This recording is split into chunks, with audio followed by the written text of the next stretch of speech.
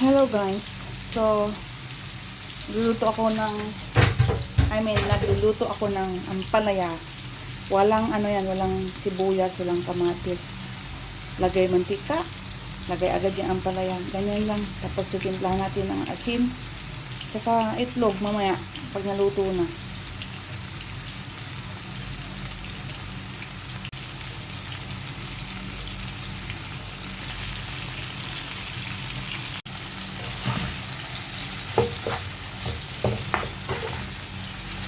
Halo-halo sa asin. Tapos takpan na natin hanggang maluto yan.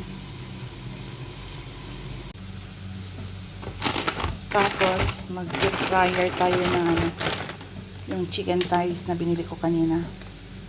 Ayan lang. Lalagyan ko lang yan ng ayan yung chicken thigh. Dalawa lang. Air fryer natin.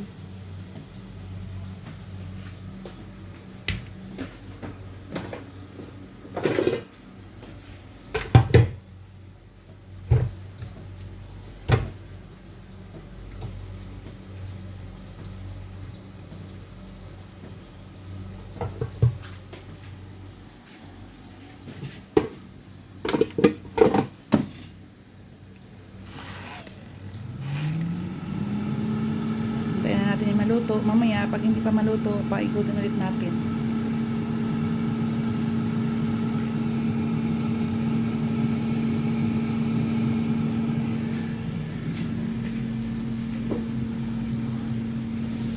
Balik tayo dito sa ating nilulutong uy!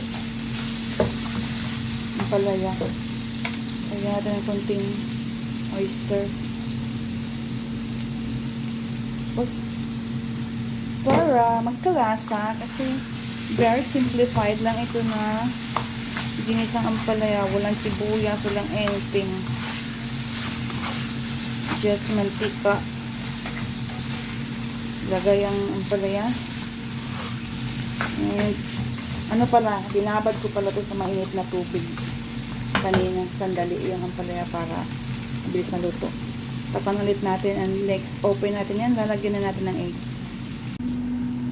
Okay, buksan natin. Simmering. Luto na yan. Lagyan natin yung 4 na pirasong egg na may timpla din yan na asin. Para hindi matsabang.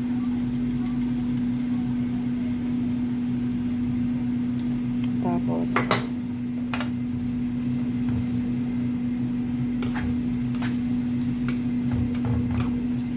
hindi ko muna siya haluin ng gusto. Ayan ko muna maluto ang itlog, tapos palitan ko mamaya.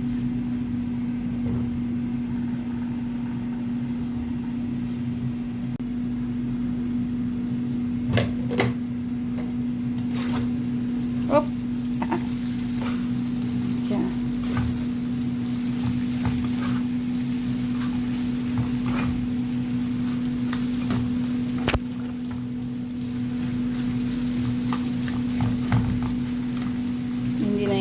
Hindi na natin yung tatakpan. Ganyan na lang yan. Hanggang sa maluto na yung egg.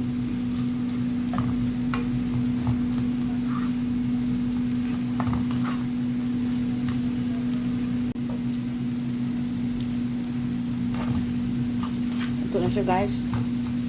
Pwede na yan. Tinkpan ko na din. Maalat.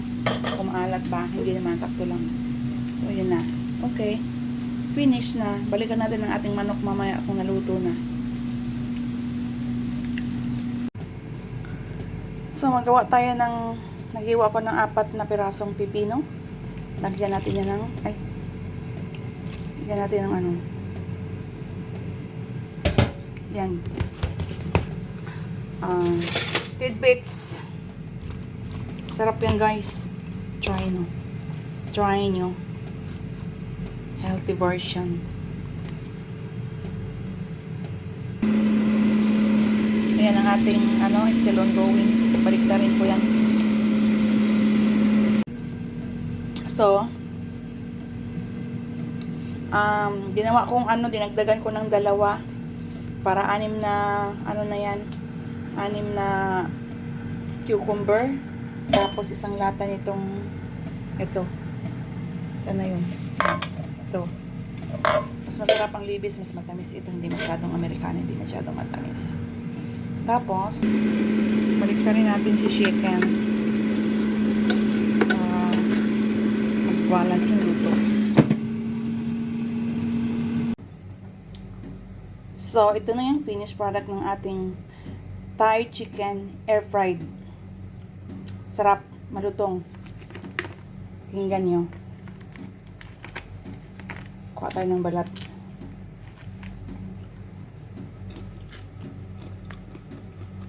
Yummy.